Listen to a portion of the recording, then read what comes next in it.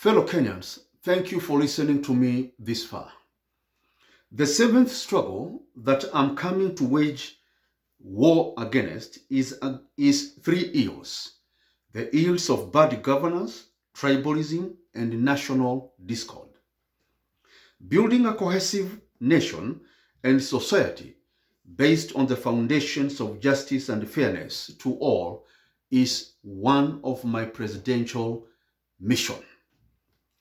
Tribalism has contributed to very poor governance in Kenya, creating the tragedy of conflicts along ethnic lines.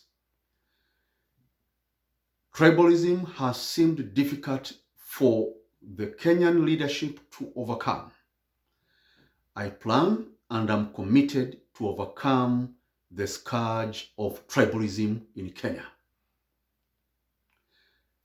And I will be able to do so because I have lived all my life with Kenyan from all over Kenya. I have been, in many cases, the only person speaking a different language, either in primary school to secondary school, in the neighborhood, everywhere.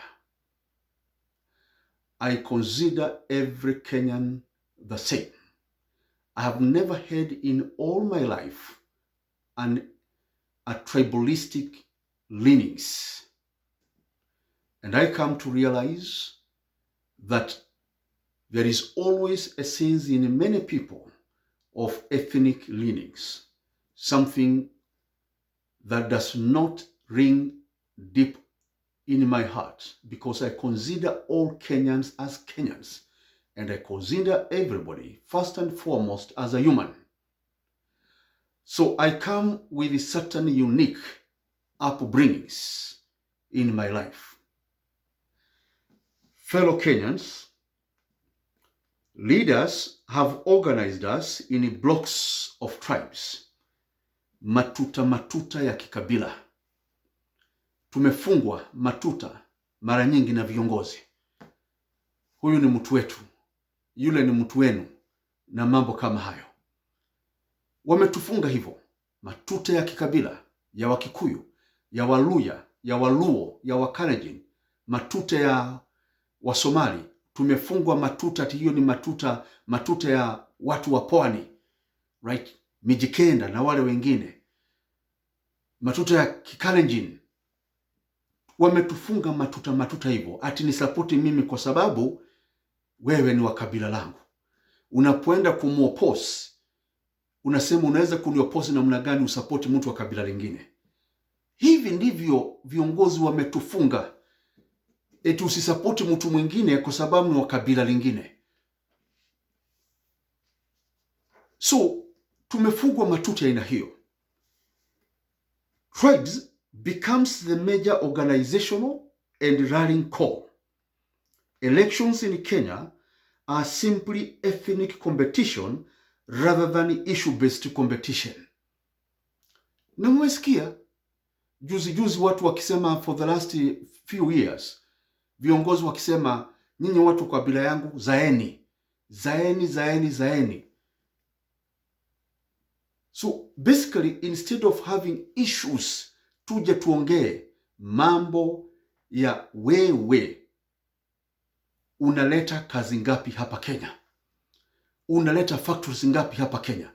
Badala ya kufanya hivyo, unaambia watu zaeni ndio tushinde election. Na itakapokuwa hivyo, tukifuatilia fikira hiyo, Kenya hakuna mahali itaendelea.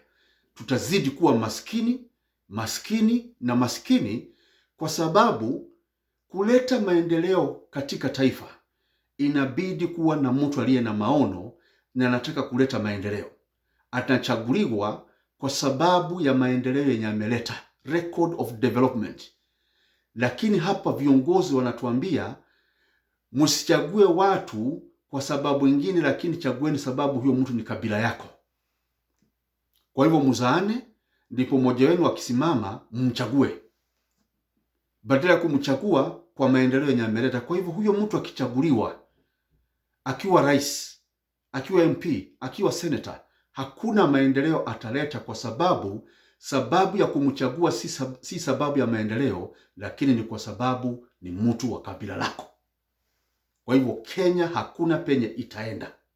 Tutazidi kuzungumza mambo ya hizi shida, maskini, corruption, sijui ukosefu wa kazi. Shida hizo zote zenye ziko zitaendelea kuwako. When fighting erupts, it's not a fight over an argument that policy A is better than policy B, but instead it is about tribe. I'm fighting you because you are of that tribe. I'm going to kill you because you are not of my tribe. That's what happened in 2007, 2008. That's what happened in 1992. Let's not forget history. People killed one another on ethnic lines. And that is painful. These are things I'm coming to fight and end. We would have to end ethnic animosity. And that cannot come if there is an injustice that is committed to another person because he is of a different tribe. Ukose kuandika mtu kazi because he is not of your tribe. That is injustice. And it's unfair. So we cannot have justice in Kenya if people are not being given fair approach, fair national cake, and all that. Leaders ascend to power on the back of their tribes rather than ideologies, policies, and visions. This has eventually yielded to very small development because leaders are well aware that they were not elected on the basis of bringing development or on their past development record, but on the basis of a tribe and a clan. Development has thus not been a factor of electing leaders. The key factor has been the tribe, as well as the factor of handouts. Thus, elected leaders amass wealth via corruption so as to give handouts instead of bringing development. Leaders are not bound to bring development, but are bound to champion and protect the interests of their tribes and give handouts. Our leaders build their solid base on a tribe and handouts rather than ideas. They organize and unite Kenyans as tribes first rather than individuals or as fellow humans. Tribes and handouts become rallying calls rather than national and universal human-based vision of tomorrow. National discord and ethnic disharmony grows each time. Our cohesiveness as a nation is dangerously low today.